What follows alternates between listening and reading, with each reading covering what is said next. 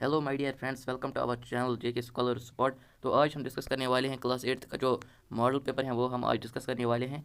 Class eighth का ये आएगा 50 मार्क्स का आपका, और टाइम होगा वही 2.5 घंटे। और ये इस एग्ज़ाम का नाम है समेटिव असेसमेंट। तो आगे बढ़ते हैं, हम शुरू करते हैं। तो सेक्शन ए है हमारा multiple choice question. Multiple choice question, choose the correct option. इसमें हमें चूज़ करने हैं करेक्ट ऑप्शन कौन सा है। तो आगे बढ़ते हैं हम। क्वेश्चन नंबर 1 दिया गया है, if O is a micro organism which lives in a water and reproduces by budding, identify the microorganism O from the microorganisms given below। तो इसमें हमें ऑब्जर्व करना है कौन सा सही आंसर है। तो यहाँ पर आप देख सकते हैं A is the right answer. A जो है वो आंसर सही है। तो आगे बढ़ते हैं हम। क्वेश्चन नंबर 2 है, फिजिक्स का दिया गया है, the number of images formed by two adjacent plane mirrors depends on the angle between the mirrors as shown in the figure. तो यहाँ पर हमें एक फिगर दी गई है, ये दो मिरर्स हैं, इनके दरमियान एक कैंडल रखा गया है। जो इसकी डिस्टेंस है, कैंडल की डिस्टेंस, और जो ये पहला मिरर है ये बराबर है इसकी डिस्टेंस इससे, और इसके दूसरे मिरर की ये इक्वल डिस्टेंस पे आए हैं। तो जो यहाँ पर हैं बिटवीन इसका एंगल, तो हमें ये बताना है कि ये कितने इमेजेस फॉर्म करेगा। तो इसका एक फार्मूला होता है, मैं आपको बता देता हूँ। इसका फार्मूला होता है 360 डिवाइडेड बाय कितना है, डिवाइड बाय एंगल। जो एंगल दिया गया है वो इसमें डिवाइड करना होगा। और यहाँ पर हमें एंगल दिया गया है 60 डिग्री, तो यहाँ पर हम 60 करेंगे इसको डिवाइड, और 0 से 0 कैंसल। यहाँ पर होता है -1, और 0 से 0 कैंसल, 6 1 ज़र 6, 6 6 ज़र 36। और जो आया हमारा आंसर 6 में से माइनस करो 1, आंसर आया 5। तो 5 is the right answer. B part is the right answer. आगे बढ़ते हैं। Identify the natural source of air pollution. हमें पूछा गया है कि यहाँ पर नेचुरल सोर्स कौन है एयर पोल्यूशन का। तो देखिए, आजकल एयर पोल्यूशन ज़्यादा बढ़ गया है, तो हमें पूछा गया है कि कौन सा है नेचुरल कॉज।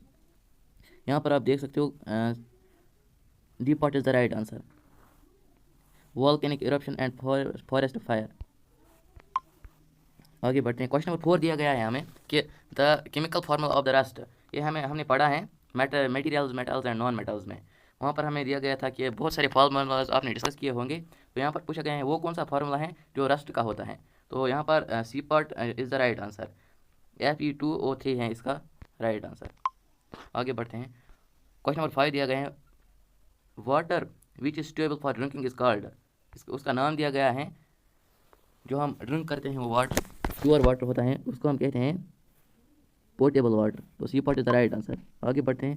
क्वेश्चन नंबर 6 दिया गया है, the way that is not use to conserve water. तो इसका आंसर है D part replace.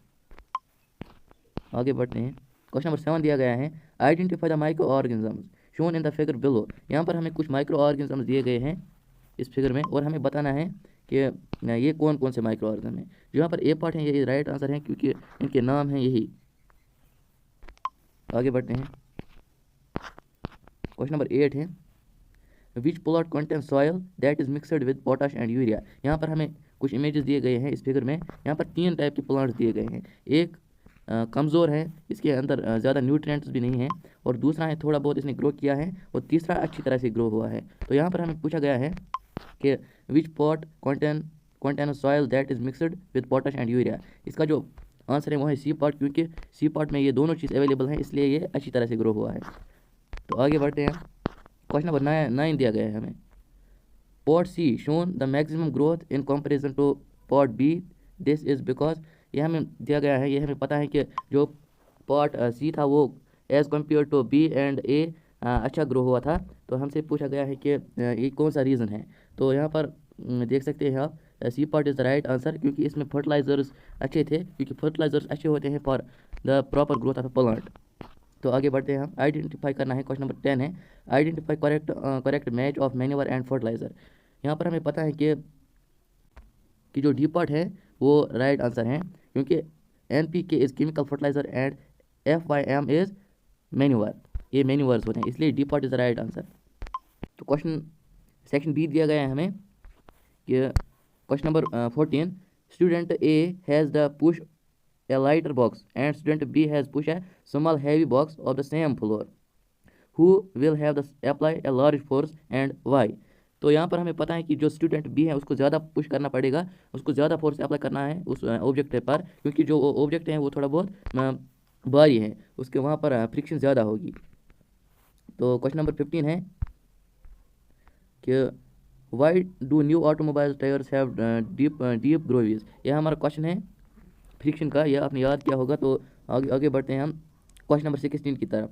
Give two differences between zygote and foetus. हमें टू डिफरेंसेस देने हैं zygote between zygote and foetus. वो हमें पता है कि zygote it is single cell, it is multicellular, ऐसे ऐसे करके आपको दो डिफरेंसेस देने हैं, ये आप कर सकते हो। और क्वेश्चन नंबर 17 दिया गया है हमें, keeping in view the figure 1 what will be the angle of incidence when the sum of angle of incidence and reflection is 100 degree. तो यहाँ पर भी आंसर करना है हमें 17 क्वेश्चन का। तो आगे बढ़ते हैं हम। तो क्वेश्चन नंबर 18 दिया गया है, what are various characters of images formed by a plane mirror. तो इसको भी हमें आंसर करना है, ये आपने सब याद किए होंगे अपनी बुक से। आगे बढ़ते हैं क्वेश्चन नंबर 19 की तरफ। What happens when dilute sulphuric acid is poured on a copper plate.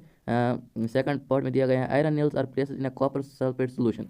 इसका भी आपको आंसर करना है, ये भी materials, metals and non metals का क्वेश्चन है। तो इसको भी आपको याद करना है और एग्जाम में प्रिपेयर करके जाना है। तो सेक्शन सी है शॉर्ट आंसर टाइप क्वेश्चन। तो यहाँ पर भी क्वेश्चन दिए गए हैं शॉर्ट आंसर टाइप के, इसके भी मार्क्स हैं कि क्वेश्चन नंबर 20 दिया गया है, lightning and thunder take place in the sky at the same time and at the same distance form and observe lightning is seen earlier and thunder is heard later, explain why. इसका भी answer आपको करना है, ये भी आपने याद किया होगा।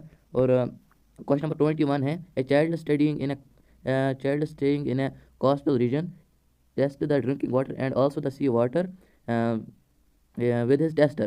He finds that the compass needle shows deflection more in the case of sea water. इसका भी आपको रीज़न देना है। और यह आपको पता भी होगा कि जो ड्रिंकिंग वाटर है वो प्योर होता है, उसमें कोई अमाउंट ऑफ साल्ट प्रेजेंट नहीं होता है। और जो सी वाटर होता है उसमें a certain percentage of dissolved salt present होता है।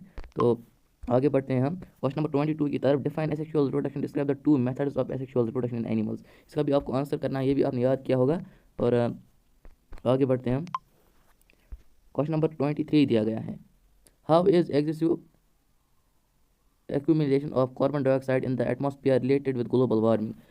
इसका भी आपको आंसर करना है। अगर मैं आपको डिफाइन करूँगा तो वीडियो बहुत लंबी हो जाएगी। तो आगे बढ़ते हैं हम क्वेश्चन नंबर 24 की तरफ। What are antibiotics, what precautions must be taken while taking antibiotics. Antibiotics जब हम लेते हैं तो हमें कौन कौन सी प्रिकॉशंस मस्ट टेक करनी होगी जो हमें नुकसान ना पहुंचाए। क्योंकि अगर हम एग्जिस्टिव मेडिसिन टेक करेंगे एंटीबायोटिक्स का, तो हमारी जो बेनिफिशियल बैक्टीरियाज होते हैं हमारी बॉडी में, उनका नुकसान हो सकता है। तो आगे बढ़ते हैं हम सेक्शन डी की तरफ। लॉन्ग आंसर टाइप क्वेश्चन हैं। तो makes sketch of animal cell and plant cell, state two differences between them. आपको एक स्केच बनाना है प्लांट सेल का और एनिमल सेल का, और उनके दरमियान दो डिफरेंस देने होंगे। तो ये भी आप कर सकते हो। आगे बढ़ते हैं हम क्वेश्चन नंबर 26।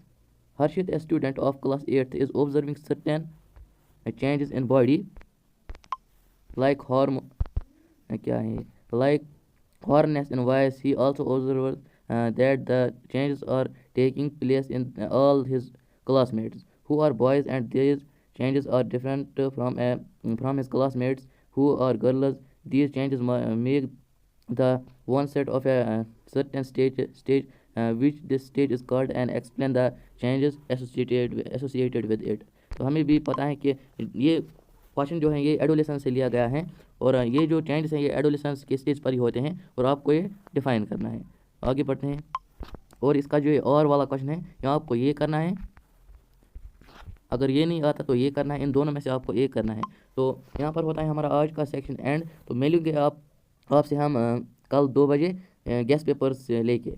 गेस्ट पेपर्स आपके तैयार होने वाले हैं। तो थैंक यू फॉर वॉचिंग। अगर वीडियो अच्छी लगी हो तो चैनल को सब्सक्राइब करें ताकि हमारी आने वाली नोटिफिकेशन आप तक पहले पहुँच जाए।